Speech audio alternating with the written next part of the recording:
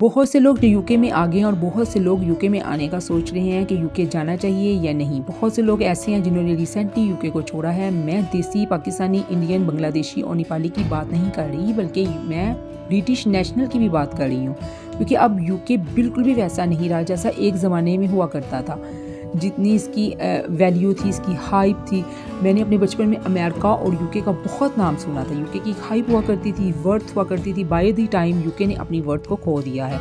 मैं आपसे यही रीज़न और बेसिक इसकी चीज़ें कुछ शेयर करूँगी, क्योंकि यूके इतना चेंज हो गया है कि लोग अब यूके को छोड़ के जा रहे हैं। आज के व्लॉग में मैं आप सबसे यही सारी रीज़न्स बताऊँगी। मैं ये व्लॉग आप लोगों को डीमोटिवेट करने के लिए नहीं बना रही, बल्कि इसलिए बना रही हूँ ताकि जो लोग फैसला करना चाहते हैं यहाँ पे आने का, वो डिसीजन लेना चाहते हैं, वो ये सारी चीज़ें सोच समझ के और ये सारे मसाइल देख के आएँ। क्यों लोग फ्री स्टडी, फ्री मेडिकल और बेनिफिट को छोड़ के किसी और कंट्री में, जैसे दुबई हो गया, अरब कंट्री में मूव होना चाह रहे हैं। लोग यूके में क्यों आते हैं? इनके 2-4 मोटे मोटे मकसद होते हैं कि यूके में आकर पैसे बनाएंगे, इनकी लाइफ अच्छी होगी, इनके बच्चों का फ्यूचर अच्छा होगा, इनको हाई क्वालिटी की एजुकेशन मिलेगी, मेडिकेशन की फैसिलिटीज़ भी इनको मिलेगी, इनको तहफ़्फ़ुज़ मिलेगा और अच्छी सैलरी इनको मिलेगी। इन सब रीज़न की वजह से कोई भी अपना मुल्क छोड़ के दूसरे मुल्क में मूव हो जाता है। इवन वो कनाडा हो, अमेरिका हो और ऑस्ट्रेलिया हो, और इन सब मुल्कों में अपना मुल्क छोड़ के इन सब रीज़न्स की वजह से ही लोग आते हैं। अब यूके को किन वजह से छोड़ के जा रहे हैं और अपनी जॉबें जो दूसरे मुल्कों में अप्लाई कर रहे हैं, उनकी क्या रीज़न है, वो मैं आपसे शेयर करती हूँ।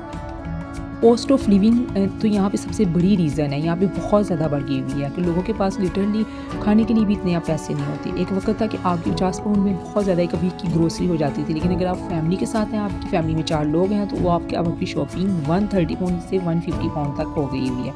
ये हमारे बेसिक से खर्चे हैं। और उसके बाद 400 से 500 पाउंड तो आपको बिल आ जाता है बिजली और गैस का। सर्दियों में बहुत ज़्यादा बिल आता है। ये मिला के टोटल आपको 1000 जो पाउंड है, वो सिर्फ आपका ग्रोसरी और आपका बिजली और गैस के खर्चे हैं। यहाँ पे बहुत एक्सपेंसिव हो गई हैं चीज़ें, और आपका बचत आपकी महीने के एंड पे आपको 100 या 200 पाउंड बचता है। सेविंग ही यहाँ पे हेल्थ एंड केयर तो फ्री है, लेकिन वो बहुत बड़ा मसला है कि यहाँ पे आपको जल्दी अपॉइंटमेंट नहीं मिलती। आपको 8:30 से 9 बजे का टाइम दे दिया जाता है। उस दौरान आप कॉलिंग करते रहो, मिल गई तो अपॉइंटमेंट मिल जाएगी, नहीं मिली तो वो टाइम आपका ख़त्म हो जाता है। अगर आपने ज़्यादा बीमार है तो आपने एम्बुलेंस को कॉल की तो एम्बुलेंस वाले उठा के ले जाएंगे, तो आपका इलाज हो जाएगा, वरना आप चाहे घर में ही मर जाएँ, आपको किसी को कोई पता नहीं चलता। यहाँ पे जल्दी अपॉइंटमेंट मिलती ही नहीं है। मैं खुद ही यहाँ पे बहुत बड़े मसले में फंस गई थी। मेरी दाढ़ में दर्द शुरू हो गई। मैंने अपॉइंटमेंट लेने की इतनी कोशिश की कि मुझे मिली। मैंने मार्च में पेन शुरू हुई तो मैंने अपॉइंटमेंट ली, मुझे अक्टूबर की अपॉइंटमेंट दी उन्होंने। उतनी देर में चाहे बंदा वैसे ही मर जाए पेन से। यहाँ पे अपॉइंटमेंट का बहुत मसला है। यहाँ पे जल्दी अपॉइंटमेंट मिलती ही नहीं है। और एचएनएस के इनकी फैसिलिटीज़ तो मुझे बिल्कुल भी पसंद नहीं है। पाकिस्तान में या डिफरेंट कंट्री में बंदा पैसे दे, इलाज तो करवा ले, फ़ौरन ठीक तो हो जाए। यहाँ पे एक और बहुत बड़ा मसला जो है वो हाई रेंट और मॉर्गेज का है। यहाँ पे आपको जल्दी घर मिलते ही नहीं है रेंट पे। अगर आप मैनचेस्टर की ही बात करें, वहाँ पे अगर आप 2 बेडरूम का भी घर लेते हैं तो वो आपको 1000 पाउंड आपको रेंट पे मिलता है। अगर आपने 1000 पाउंड रेंट पे दे दिया और 1000 पाउंड आपने बिजली, गैस और बिलों का और आपने ग्रोसरी का निकाल लिया, 2000 पाउंड तो यहाँ पे ही निकल जाते हैं। बस यही नहीं, उसके अलावा आपने टीवी का लाइसेंस की भी आपने उसकी भी इंश्योरेंस देनी है, आपने कार की भी इंश्योरेंस पे करनी है, उसका रोड टैक्स पे करना है। और कार ने खाली तो चलना ही नहीं, डीजल या पेट्रोल तो उसके अंदर डालना ही डालना है, उसके भी आपने पे करने हैं। उसके अलावा आपने ये जो आप नेट यूज़ करते हैं उसका आपने खर्चा निकालना है। ये तो बहुत ज़्यादा खर्चे निकालने के बाद, अगर आपके 2800 टैक्स निकालने के बाद 2800 से 2500 पाउंड सैलरी है, तो उसमें आप यही चीज़ें कवर कर सकते हैं। यहाँ पे बहुत महंगाई हो गई है, हाई रेंट हो गया। और मॉर्गेज पे तो घर लेना, जो उन्होंने पहले वक्तों में ले लिए वो तो बहुत अच्छे रह गए हैं, लेकिन अब अगर किसी ने लेना है तो वो बहुत बेचारा डिपॉजिट जमा करती चाहिए, उसकी सारी ज़िंदगी गुजर जाए। अब इंटरेस्ट रेट इनके बहुत बढ़ गए हुए हैं। आपके इंटरेस्ट रेट इनके 5.25 हैं, और मतलब जिस बहुत ज़्यादा हो गए हैं, और हर साल ये रेट बढ़ रहे हैं। पहले वक्तों में बहुत अरसे और बहुत सालों तक इनका जो इंटरेस्ट रेट है वो सिर्फ 1.12 था, और अब तो बहुत ज़्यादा इनके पॉइंट बढ़ गए हैं, जिसकी वजह से अब लोगों के लिए बहुत मुश्किल हो गया कि मॉर्गेज पे भी कर लें। एक और मसला, नो जॉब्स फॉर लोकल्स। बाहर से बहुत सारे लोग आ गए हैं। ये नहीं है कि यहाँ पे जॉब्स ख़त्म हो गई हुई हैं, लेकिन यहाँ पे जॉब्स की अब काफ़ी कमी हो गई हुई है। स्टूडेंट्स बेचारे, जिनको मैं पर्सनली भी जानती हूँ, बेचारे बताते हैं कि हमें 5 से 6 पाउंड हमें रखते हैं, देते हैं, और पूरा दिन और इतना हमसे बहुत ज़्यादा काम करवाते हैं। कुछ तो बेचारे ऐसे हैं जो PSW लेने के बाद भी 5-5, 6-6 माह को आर होते रहते हैं।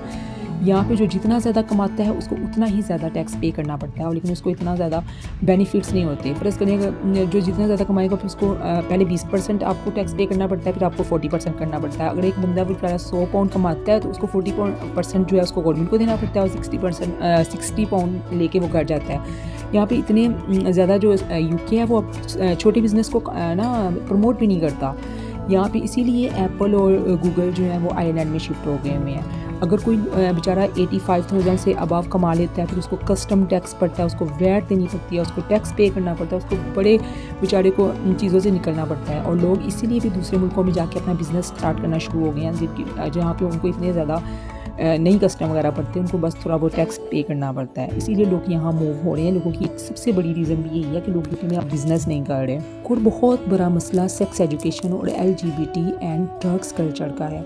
यहाँ पे प्राइमरी लेवल से ही बच्चों को सेक्स की एजुकेशन ये लोग दे देते हैं, जो सबसे बड़ा मसला हमारी मुस्लिम कम्युनिटी को बॉदर करता है। और ना सिर्फ मुस्लिम को ही बल्कि कुछ इनके कम्युनिटी के लोगों को भी ये चीज़ें अच्छी नहीं लगती, उनको भी बॉदर करती हैं। और अनफॉर्चुनेटली आपका स्कूल के सिलेबस पे कोई कंट्रोल नहीं है। अपने बच्चों को सेक्स एजुकेशन से तो दूर रख देते हैं, लेकिन LGBT की क्लासेस तो से दूर कैसे रखें, वो तो बच्चों को लाजमी दी जाती हैं। और इनकी हाई स्कूलों में तो ये बच्चों को ये ड्रग्स कल्चर तो इनका आम है।